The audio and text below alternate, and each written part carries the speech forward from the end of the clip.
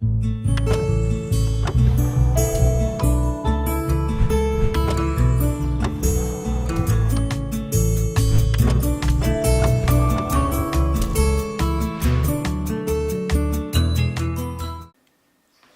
amigos, desejo de paz e luz, desejo de que os bons espíritos encontrem ressonância em nossas mentes e em nossos corações. Nós estamos aqui em mais uma oportunidade para conversarmos sobre o livro Nosso Lar. Hoje vamos tratar especificamente do capítulo 49, que tem por título Regressando à Casa. Estamos terminando, não é verdade? Terminando as nossas singelas observações acerca do livro Nosso Lar, e de verdade todos nós com o coração um pouquinho apertados, não com apego, mas com um sentimento de gratidão. Pois bem, neste momento é um momento em que André Luiz, depois de um período relativamente longo entre a desencarnação de André Luiz e o retorno dele à casa, à família, nós temos aí alguma coisa perto de 9 anos, um pouco mais de 9 anos de distância, de tempo, na verdade, não é? Ele vai passar por um testemunho. Todos sabiam que o momento da chegada dele à casa seria um momento de testemunho para ele. E testemunho é uma palavra, provação, é uma expressão que é estritamente necessária, estritamente benéfica para todos nós. Todos nós precisamos de testemunhos, todos nós precisamos de provações, todos nós precisamos ser testados. Na verdade, ele passou 8 anos de reflexões severas, sérias, lá nas zonas umbralinas, que nós vamos encontrar lá nos primeiros capítulos de Nosso Lar. Depois passa 1 ano convivendo com todos aqueles amigos, com todos aqueles espíritos orientadores que servem para André Luiz como professores. Todos foram professores de André Luiz. E agora ele, cheio de filosofia, repleto de conhecimento, precisa colocar esse conhecimento em prática. Ao chegar em Nosso Lar, eu era o resultado do que fui na Terra. Trazia marcas de uma vida de excessos materiais e vazio espiritual. De certa forma, um André morreu ao longo de todos aqueles anos na cidade. O homem que se sentiu o senhor do lar, o homem irracível, preocupado com o presente, com as posses, esse homem não existia mais. Um novo André nasceu.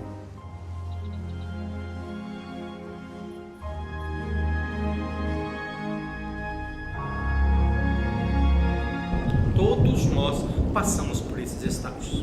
Quando nós vencemos o testemunho, quando nós vencemos a provação, recebemos a permissão do Pai para passar para um novo estágio evolutivo. A vida continua, continuamos evoluindo, crescendo, disseminando, provando novamente nossos valores.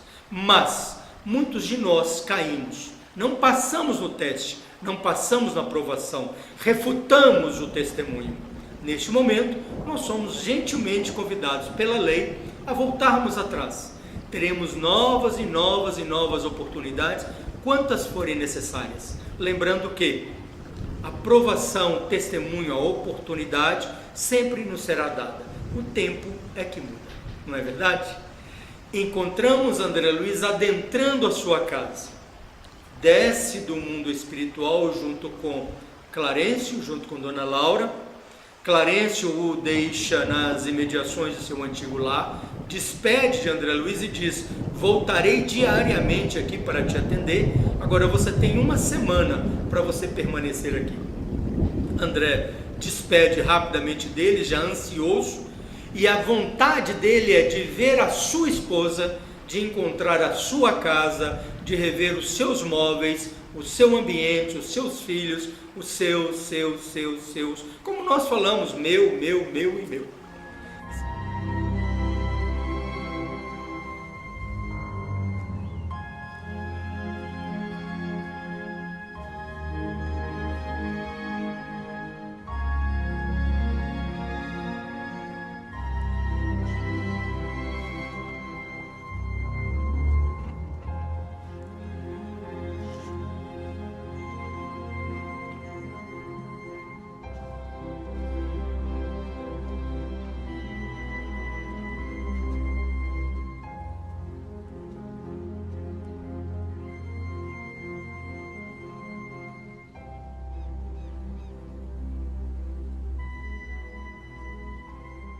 esquecemos nós que o corpo, a família, o cônjuge, os filhos, a casa, a sociedade, a profissão, o trabalho, todos os fatores que circundam a nossa vida quanto encarnados são ferramentas de trabalho com o objetivo de promover a evolução de cada um de nós. Esquecemos desses critérios espirituais evolutivos, nos agarramos, nos aferramos, nosso egoísmo sobressai e aí nós vamos realmente ter dificuldades futuras. Quando ele entra em casa, ele encontra um ambiente que é modificado. Os móveis não existem mais, a filha que era criança já é mãe, já é senhora adulta, a casa mudou a sua disposição. Quando ele encontra Zélia saindo de dentro do quarto, acompanhada por um médico. E ele, curioso com aquele fato, ele começa a prestar atenção naquela conversa e identifica que tem alguém doente, alguém com necessidade, e identifica uma aflição em Zélia muito grande.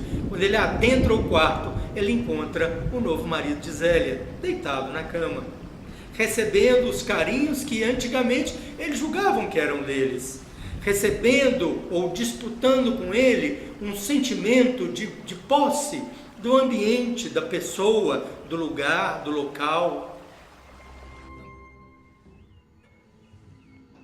Obrigada por ter vindo, Dr. Henrique. Eu espero mesmo que fique tudo bem. Zélia, você não devia se preocupar tanto. Mas me diga, ele vai ficar bem? Vai, ele só precisa descansar e tomar toda a medicação. Eu acho que eu não aguentaria uma segunda vez. Tudo vai a contento. Eu ouvi a mesma coisa anos atrás. Sempre que você precisar, pode me chamar. Está bem, doutor. Muito obrigada por ter vindo. Mais uma vez. Então, com sua licença.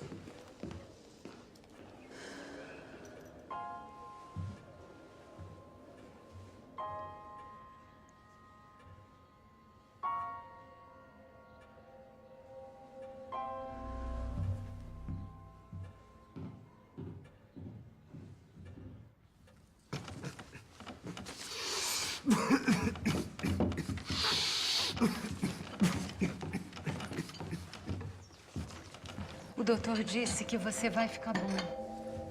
Tesouro, os médicos não sabem de nada. Os homens não sabem de nada. Veja aqui, veja. Estamos nos matando novamente. Mas eu sei, amorinho. E você vai ficar bem. Seus remédios. Espera, espera. Olha para mim. Vem cá.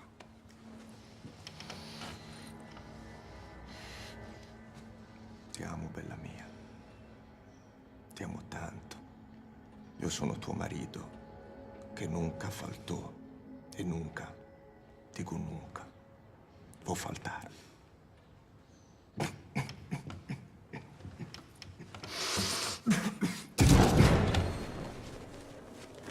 Ambientes, pessoas, locais que hipoteticamente foram construídos por ele. O ciúme o toma de uma maneira avassaladora.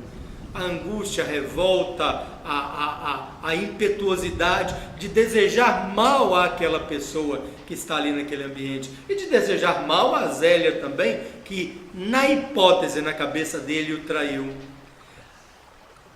Os sentimentos ruins o levam a meditações muito delicadas, a patamares de raciocínio muito complexos, precisa de muito tempo para ele rever os conceitos que ele tinha já aprendido, para gradativamente começar a pensar novamente.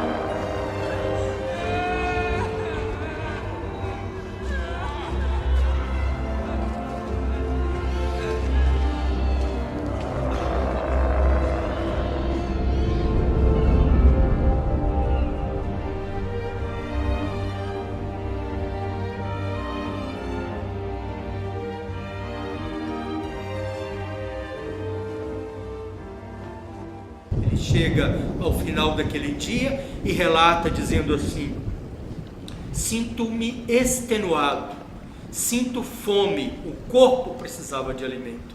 E aí ele começa a lembrar e a comparar, dizendo: enquanto ele está no nosso lar, a boa conversa, o ambiente,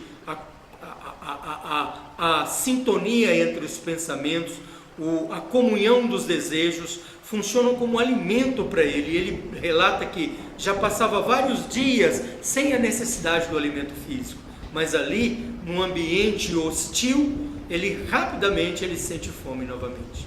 Ele começa a refletir, começa a repensar em todos os conhecimentos que lhe foram trazidos durante aquele período de estada de trabalho no nosso lar.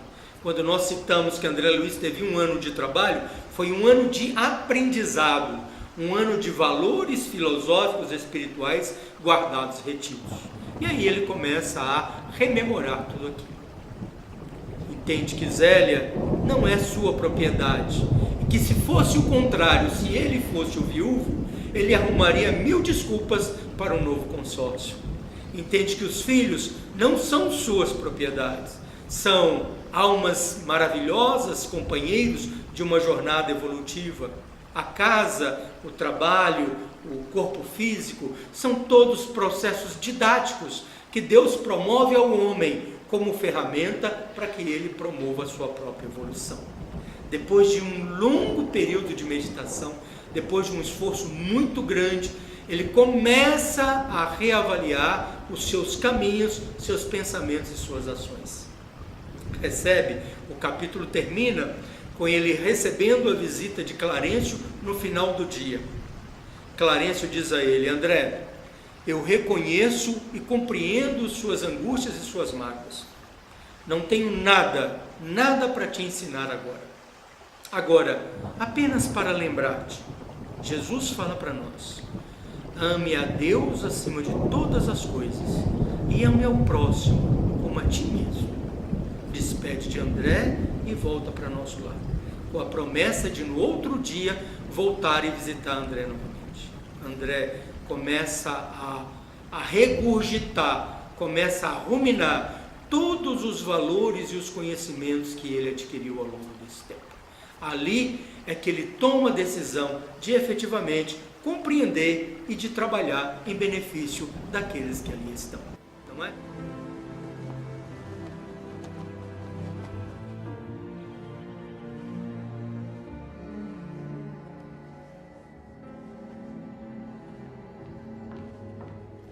Mamãe? Que bom que você veio, Clarice. Como você está? Bem, um pouco assustada, mas eu estou bem. A vida não cessa e a morte é um jogo escuro de ilusões. Fechar os olhos do corpo não decide os nossos destinos. É preciso navegar no próprio drama ou na própria comédia, até quando teremos atravessado todos os caminhos da evolução espiritual. Só então encontraremos as águas do oceano divino. Uma existência é um ato, um corpo uma veste, um século, um dia. E a morte é o sopro renovador. Você sabia desse texto? Eu não podia imaginar que o despertar pudesse ser tão intenso. Mas não vou sofrer com a ideia da eternidade. É sempre tempo de recomeçar.